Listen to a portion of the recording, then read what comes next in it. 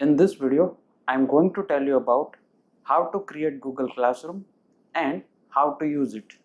So in order to use the Google Classroom, you can access your web browser or you can use Android application also. The link for web browser and the Android application is mentioned in the description box.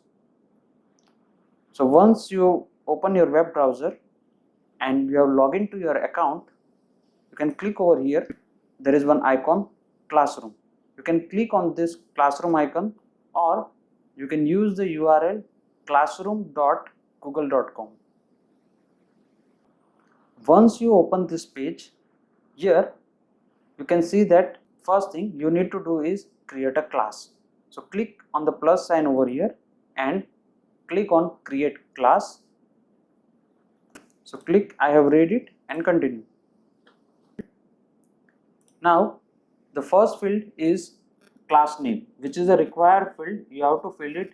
So let's say we are saying that it is a standard 6. Now if you have any section in your standard 6, so you may mention over here, let's say A or B. So we will say we have a 2 section and we want to create A and B separately. So it is a section A. Then mention the subject name. We will say science. You can also mention the classroom over here, let's say B13. Click on create. Here there are 4 important tabs over here. First, you can see that a stream, then classwork, people and grade. Let's start with the people. So if you want to add any teacher, you just need to click over here, write down the email address of the teacher and click on the invite over here, and you will be able to add the teacher over here.